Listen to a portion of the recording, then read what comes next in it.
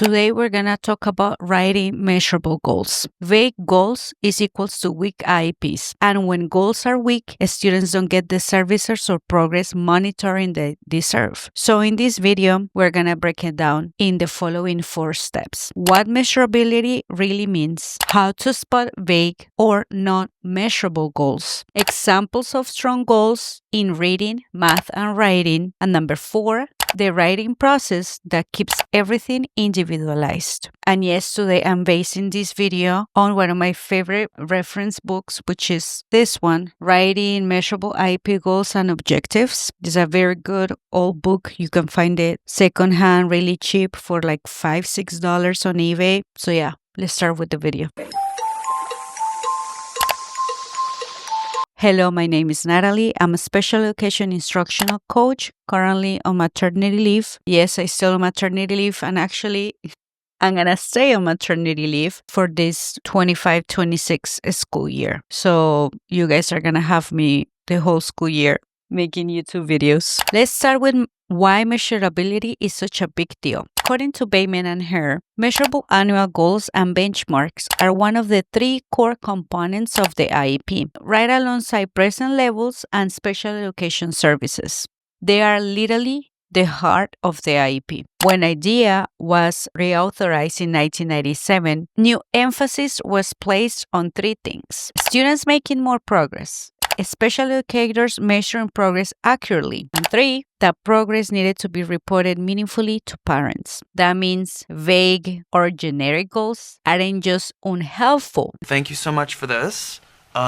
It was entirely unhelpful, but thank you nevertheless. They are not compliant. This is very important because it means you're not on compliance if you are giving the same goal to all of your students. Section 2. What does measurable actually mean? On page 12, Bateman and Herr explain that measurable goals must include an observable behavior, clear criteria, accuracy, frequency, or duration, and a time frame for achievement. Think of it as answering the following questions: what will the student do, how well, and by when? Let me give you an example. A non-measurable goal: Johnny will improve his reading. And a measurable version of that goal will be: Johnny will read 90 words per minute with 95% accuracy on a grade level passage by May. You see the difference? One is vague. The other one paints a clear picture for instruction and progress monitoring. What I will recommend also is that somewhere in the IEP, it can be in the present levels, you need to write what is Johnny's reading level. Is it level E or level M? Let us know somewhere in the IEP. Vague or non-measurable goals. This is where many teachers struggle, unfortunately, and I'm gonna be honest, it happened to me as well, especially the very first years, because nobody really taught me how to write proper IEPs until I did my autism endorsement. During that classes that I learned how to write proper IEP goals. Okay, let's get back to business. In this book, we have several examples of vague and misleading goals, especially from page, I have it here, 18 and 25, but I want to double check. Yep, that is correct. Page 18 and 25. Okay, so Terry will read a paragraph and state the main idea with 95% accuracy. Sound measurable, but what's the text level? What counts as the main idea? A better version. Terry will read a 4 to 6 sentence expository paragraph at a 3rd grade level and correctly state the main idea in his own words in 4 out of 5 trials as measured by teacher-made comprehension probes. Another example. JT will fill out a time card with 80% accuracy. Again, why 80%? Wouldn't we want 100% in real life? Again, a better version. JT will accurately complete all required sections of a standard work time card, day, time, in, out, total hours, with 100% accuracy across 5 consecutive workdays as measured by the teacher observation.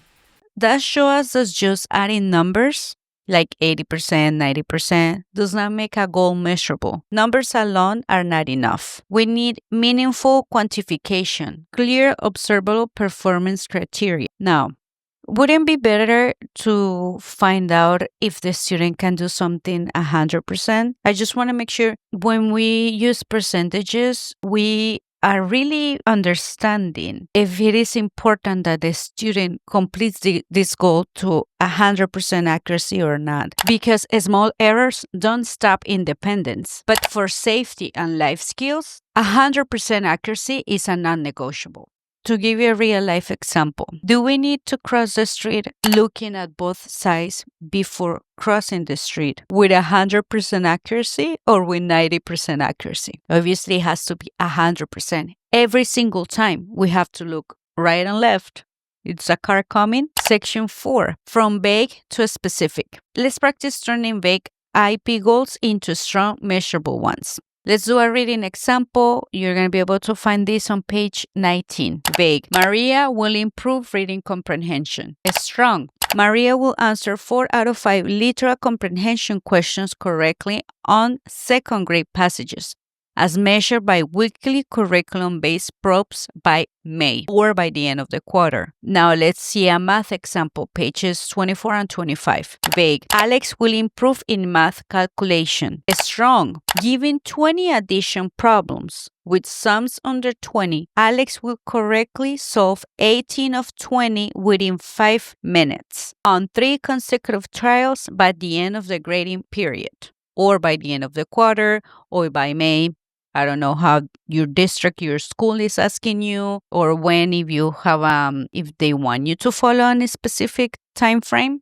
I'm giving different examples, so you guys will accommodate, write them accordingly to what your school district is asking you to do. All right. Now let's do a writing example, page 39, writing process.